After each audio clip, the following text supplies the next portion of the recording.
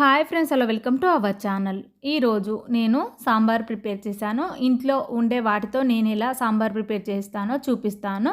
మీరు నా ఛానల్ కొత్తగా చూస్తున్నట్లయితే సబ్స్క్రైబ్ చేసుకోండి, చిన్న లైక్ ఇచ్చి నా ఛానల్ని సపోర్ట్ చేయండి. ముందుగా కుక్కర్లోకి 1 కప్పు కందిపప్పు తీసుకోవాలి. 2 కప్పుల వాటర్ వేసుకొని కుక్కర్కి విజిల్ పెట్టుకొని 3 విజిల్ వచ్చేంత వరకు ఉడికించుకోవాలి. స్టవ్ వెలిగించుకొని ఒక బౌల్ పెట్టుకొని అందులోకి 2 టేబుల్ స్పూన్ ఆయిల్ వేసుకోవాలి. కొద్దిగా జీలకర్ర, కొంచెం ఆవాలు, కొద్దిగా పచ్చిమిర్చి చిలుకలు, కొంచెం ఉల్లిపాయ ముక్కలు, కొద్దిగా కరివేపాకు, కొంచెం ములక్కాయ ముక్కలు, కొద్దిగా క్యారెట్, కొంచెం బీన్స్, కొద్దిగా బంగాళాదుంప ముక్కలు, కొన్ని వంకాయలు, ఇవన్నీ వేసుకొని వాటిని పచ్చివాసన పోయేంత వరకు వేయించుకోవాలి. వీటినైతే కొద్దిసేపు మూత పెట్టి మగ్గించుకుందాం. ఇవే కాదు, ఇంకా ఏం వెజిటేబుల్స్ ఉన్నా కానీ అవి కూడా వేసుకోవచ్చు. బెండకాయ ముక్కలైనా కానీ, క్యాలీఫ్లవర్, ఇవన్నీ వేసుకోవచ్చు. నేనైతే ఇప్పుడు ఇవైతే వేసాను. వేసిన తర్వాత ఒకసారి మూత పెట్టి మగ్గించుకుంటే సరిపోతుంది. వెజిటేబుల్స్ అన్నీ కొద్దిగా పచ్చివాసన పోయేంత వరకు మగ్గించుకోవాలి.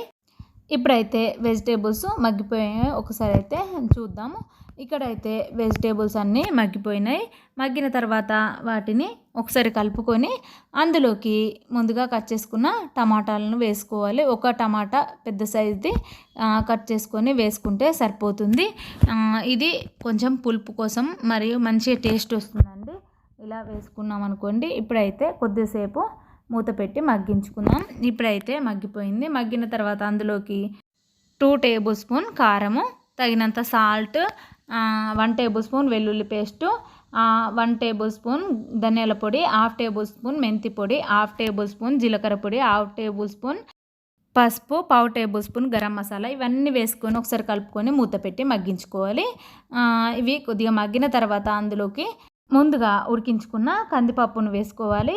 వేసిన తర్వాత ఒకసారి కలుపుకోవాలి.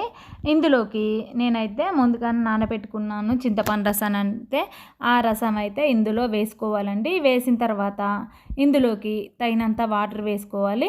ఎందుకంటే చింతపండు రసం కొంచెం పుల్లగా ఉంటుంది కాబట్టి ఇందులోకి వాటర్ వేసుకున్న తర్వాత ఒకసారి కలుపుకోవాలి. కలిపిన తర్వాత మంచిగా ఇదైతే మరిగించుకోవాలి. సాంబార్ అయితే కొద్దిగా ఎక్కువసేపే మరగాలండి. ఎంత మంచిగా మరిగితే అంత టేస్టీగా ఉంటుంది. ఇప్పుడైతే మూత పెట్టి దీన్ని అయితే కాసేపు మరిగించుకుందాం.